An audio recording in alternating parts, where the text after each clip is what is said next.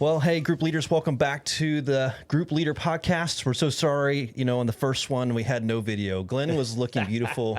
The good thing is that we are recording these two back to back and probably the next one. So you get to see him in the same clothes that he had in the first episode that had no video. And now we have video. Sweet. So Yes, hopefully they don't. Hopefully I look a little bit better this time around. Yeah, hopefully they don't comment back and be like, "Hey, we don't like looking at y'all. Can y'all just go back to no video and just audio?" That would, it might happen. I don't know. It may happen. Yeah. But anyways, like we said, the first one, man, this podcast is really designed to just kind of build a bridge between us and you kind of during the week, and just to kind of give you some insights, some different tricks and tips to help you lead just as you're leading your groups. It's very challenging. It's a hard work. And we talked about that in the first episode. It's a hard work to lead groups. And so we want to give you as much tools as we can in your tool belt. And the good thing is Glenn's back again. So Glenn, thanks for hopping on for a second one here. Yeah, thanks for having me again, Cam. Yeah. It's good to be back. I can't wait to keep talking about this. I love groups. Yeah, this is a good time. Yeah. If y'all only heard the conversations that happen in between these podcasts, they're quite interesting. Yes. They roam from everything from business work to, hey, what's your Movies favorite and movie? Book you're And, reading. And then So, all right, well, let's get into it. So we talked about kind of what is a healthy Connect group in our first episode. The second one, we really were kind of wanting to dive into this idea of how do you grow your group? What does that look like? How do you grow your group? And so I think a lot of this starts with this idea of starting within the leader and just what it looks like to have fellowship with God. Because if we don't have fellowship with God, then ultimately, how are we going to lead other people in our group to fellowship with God and to fellowship with each other? That really starts with you as a leader of making sure that you are abiding in Christ. Right. And so when we think about that, Glenn, we're talking about growing our group and really starting with that. What would you say, why is fellowship with God foundational for growing your group? And what does that look like as a leader and then kind of helping your group do that together kind of collectively? Yeah, so, obviously this is one of the marks of a healthy group is a group that is growing, right? It's because groups are to be a little bit on the dynamic end. They're not, sometimes it's easy for groups to get a little static, but again, keeping that vision out in front of, hey, how are we assimilating newer people into the group, and newer people when they do come through our group, are they sticking? And I think that's why, this idea of fellowship with God probably is a really important attribute, because the truth is that our group may not always be attracting new people all the time, and we can get discouraged and we can get defeated and we can feel down. But again, if we're in a healthy place as a leader and we're practicing regular fellowship and abiding with Christ, that will trickle itself down to those in your group, right? And it'll remind you of the vision that this. I don't lose sight of what this idea of growing our group is really about. So I think it has a real impact on your vision for the group, your ability to continue to lead the group well, because you can't lead a group when you're struggling to lead yourself. Right. Yeah, because you kind of think about, like in Matthew talks about how, you're to love the Lord your God with all your heart, soul, mind, and strength.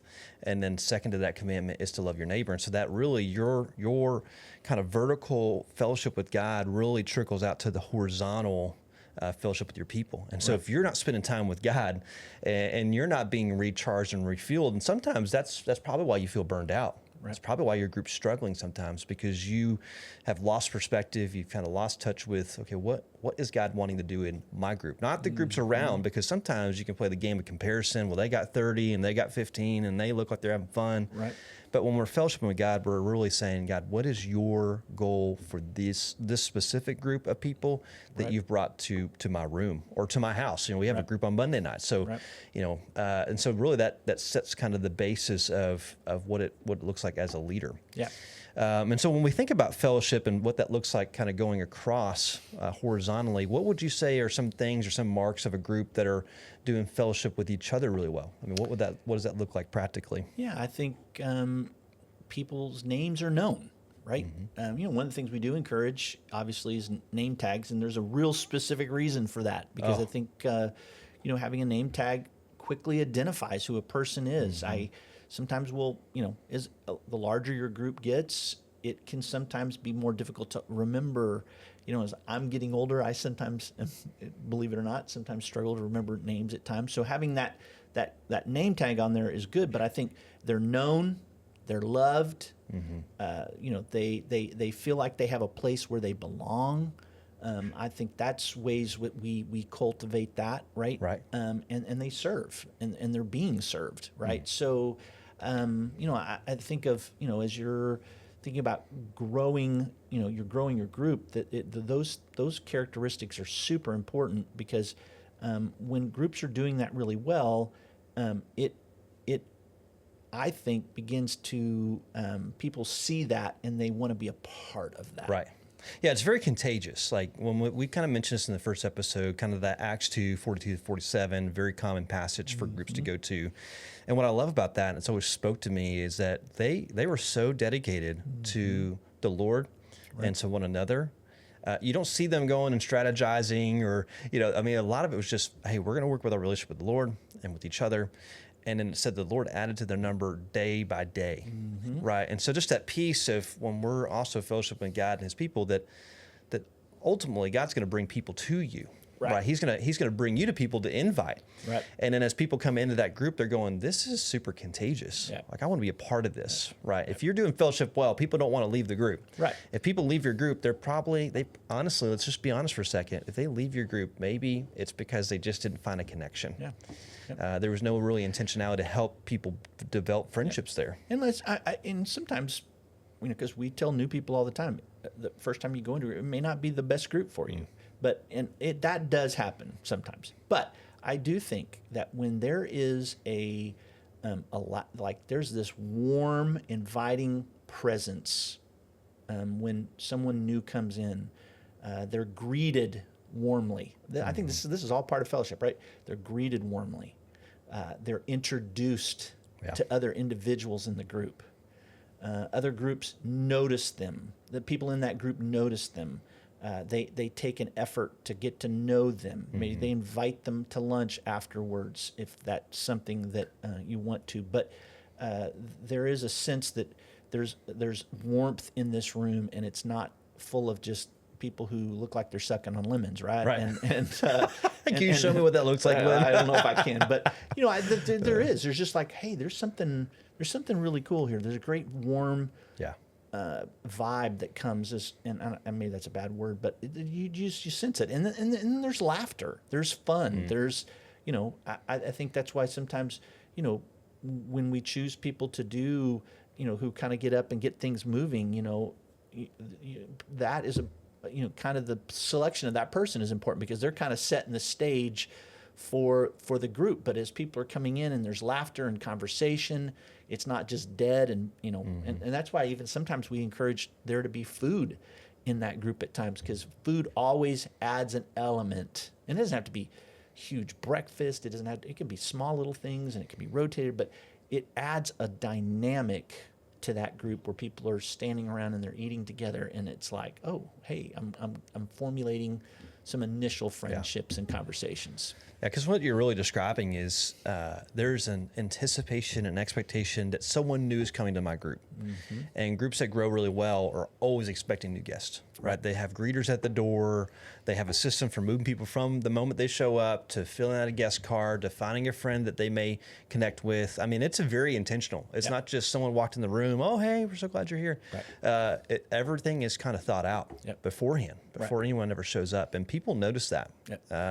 I can tell you, just as someone who hears from people from time to time, hey, a group didn't work.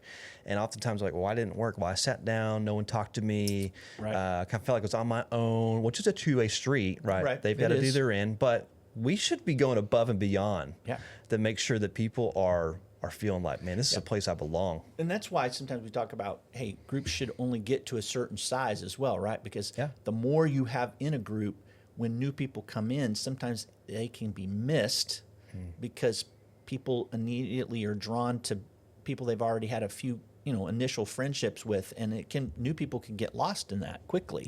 But I just think, we've got to be thinking with that mentality. One of the things used to say when I was a group pastor was, hey, if you have new people showing up at your group before you get there, we also have a problem too, Yeah. because, and I don't mean that in a threatening way, but it's just a problem because what new person wants to show up in a group and nobody's in there, right? Right. So, I think part of being prepared to as people are coming in is doesn't necessarily have to always be the group leader, but there are intentional people in there ready to receive people as they're walking in, no matter what stage. But that, I just think, and I think another way is, we used to say this all the time with group leaders is, man, one of the best fishing pools for new people is the back of the auditorium in church. Looking for people that are in your similar demographic and just saying, hey, introducing yourself and then allowing that conversation to lead into you're part of a group. People may say no the first time, but at least that invite was made and that connection was made, and it may result in maybe a time or two later that they end up coming, or they, you see them again and you invite them again and they finally come. I think one time Ben told me it took maybe 3 or 4 invites for them finally to cross that line and come and take a risk and do it. Yeah. Yeah. It's so important because I've even heard stories of people that, will come back around. I'm connecting to a group and I'm like, hey, have you ever tried a group? Have you ever been a part of a group? Oh, well, man, I was invited several times and honestly, I just blew it off. Life was busy, but now I'm ready to get in. And so don't be discouraged, leader, if you're constantly inviting and people are saying no, that's just part of the game. That's part of the struggle of growing a group. Yeah. And I would say this, Cameron, as a leader, you as leaders, you don't always have to be the one doing it all, and you shouldn't be the one doing it all. I'd be looking for people in your group that are warm and upbeat and have kind of that part of their DNA, and say, hey, can you help me as you're in the worship center to help us make some invitations and some invites? Yeah, which is so good because you're not always going to be able to you can't be everywhere at once. No. I mean, you wish. I mean, we all wish we could be multiple places at once, but you can't. Right. And so part of that as a group leader, I think also kind of going back to episode 1, part of the healthy groups are leaders that are always rallying people around them, right? They're empowering others to do roles that maybe they're not good at. Like I remember a guy one time, he's like, hey, I can't be a group leader. I'm like, why not? He's like, I just stink at following up with people. Like I love people, but I just can't follow up with them. I said, well, okay, what do you think you got to do about that? And he said, well, my first thought is just to get someone else to do it, but I just feel bad because I'm the group leader. And I said, you are the best group leader because you just thought for a moment, okay, here's where I'm weak. Here's where I know someone has that strength, and now you're empowering that person to do it. And good group leaders are always empowering others to fill in the gaps where you need help. Yeah. They're not just hoarding all the leadership to themselves. Yeah. Very true. Yep. So when we think about growing group 2, I think one of the areas that often groups will face is this idea of conflict. And I know even of recent, we've kind of had some conflict in groups. It's uncomfortable. People don't like it. It's nasty. Right. But how does, I kind of think of this in a way, someone said to me once, is that opposition equals opportunity. And so when we think of that phrase, how is conflict or struggle or strife in a group? It could be a loss of someone in the group or someone's just, man, they're going against each other and don't like each other. How does that then, if handled rightly, grow a group? Yeah, I think adversity, even because we can look at our own personal lives when we've had adversity in our own lives, it's been an engine for growth. Man that discipled me used to always say that adversity is one of the greatest catalyst for spiritual growth, right? And I think there's a lot of truth to that. And I think sometimes when a group is in conflict, here's the truth. Bottom line, groups are going to have conflict because it's people, and we live in we're people, and we sometimes, because we are broken and incomplete, we can sometimes rub each other the wrong way. And I think conflict, if, as you said, handled correctly, can actually be that catalyst. And I think that is because it is